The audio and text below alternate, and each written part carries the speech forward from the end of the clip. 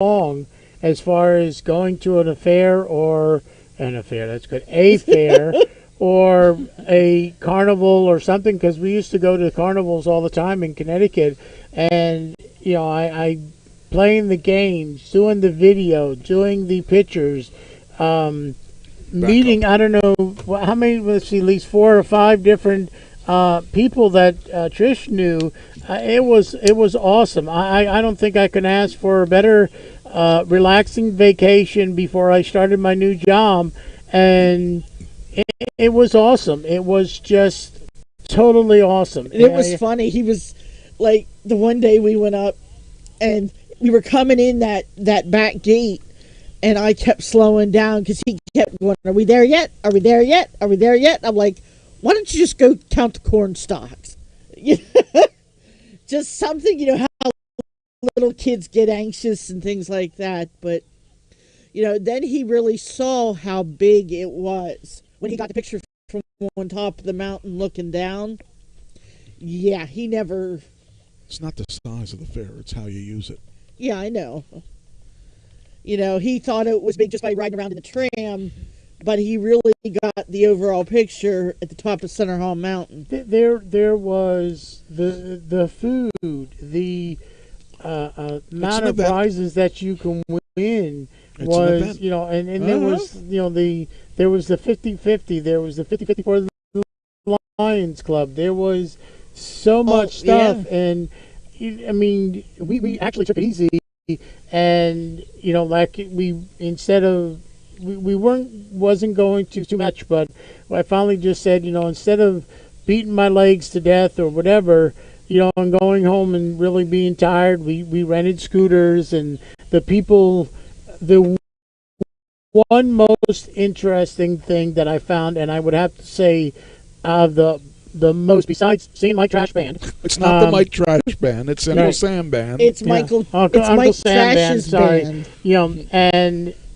besides that, I would have to say the woman, her name I believe was Lisa. This is a good Lisa. Yeah, this is a good Lisa.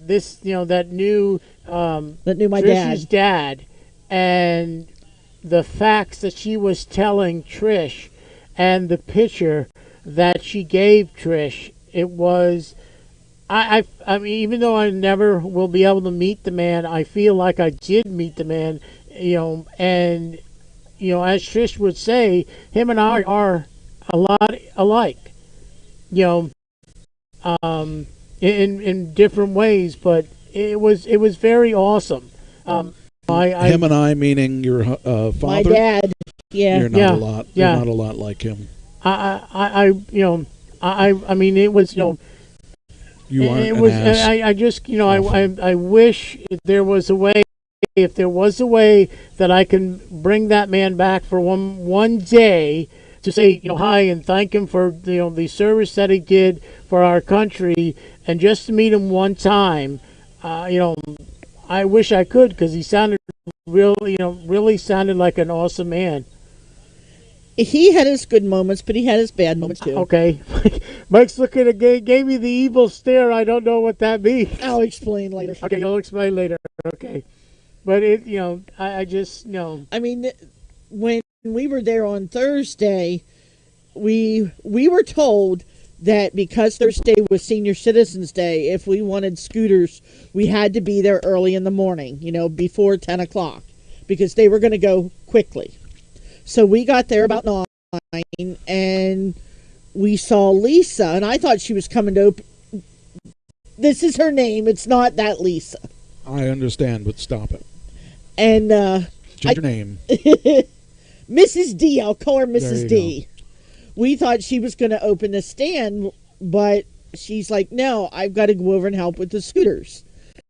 And she says, you should come along. So, we went over, and they were looking for people to actually do a scooter pull, and they were providing the scooters that you could use.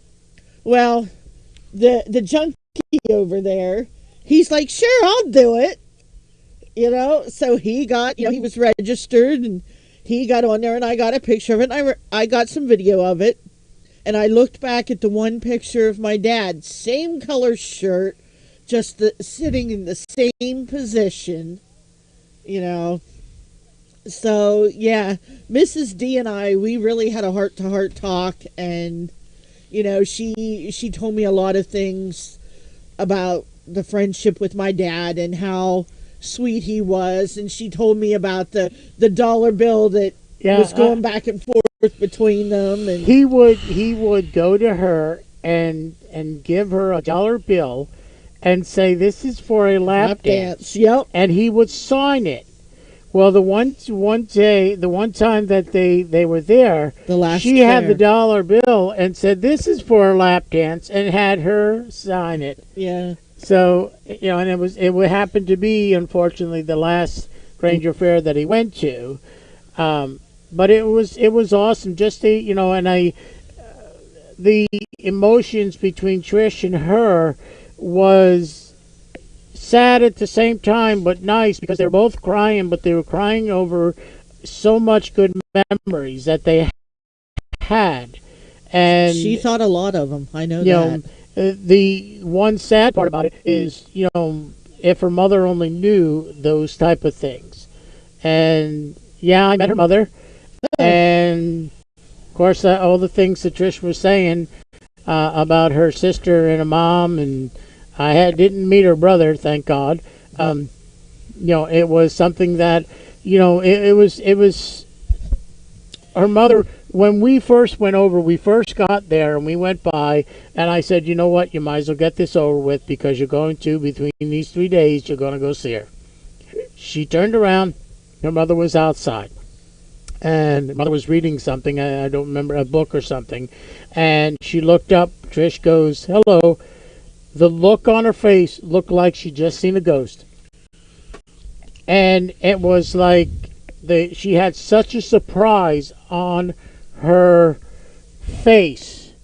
Was, "What are you doing here?" And it was, you know, and I swear, if you could have seen those cartoons with the little thing, that's probably what it would have been in the little thing there, saying, "What are you doing here?" You know, like, I didn't expect, you know, I knew you were going to be here, but I didn't expect you to come over and see me. But it's like, you know, it's like Trish makes the effort, the mother does it. I realize that, and that family disgusts me in so many ways. I'm starting to say the same thing. I thought it was ironic that your mother was irritated with you because we're friends again. I thought it was ironic that she would say that to you. She doesn't know you. Even if she did know me, but I'm saying I think it's ironic that she would be mad at you because you're friends with me again, when she won't even make the effort to be a friend of you or to be any part of your life. And that's the same way with the father too, by the way. The father's no better no matter what she says, the father's no better. I can tell you stories I'm not going to tell you on the air. Yeah. But they all disgust me because I was in a very dysfunctional family, but at least my family never treated me like that. They didn't treat me at all, which is better than treated bad. And my situation's gotten better over the years, but the thing is, you don't treat your family like she was treated.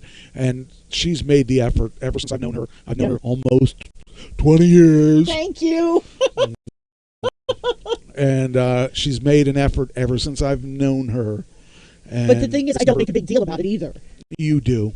You just don't. Before I actually met her mother, I kept on saying, "Why don't you be the biggest person and doing this?" And it's like, now I'm actually saying to shut my mouth. Because she has. She's made the effort. Yeah, and ever it's since like, I've known her, she's made the effort. And it was like one of the times we were going by her mother and sister. Her mother goes, "Hello." Her sister looked at her like she was the devil. The sister and brother are the biggest asses in the world. Yeah. Only followed by her mother. Well, the Tuesday night we were getting ready to leave, and my friend Denny had come in from Denny. He was a corrections officer. Oh, they also make great food. Yes, I know they do. Well, he had ridden his motorcycle up, and he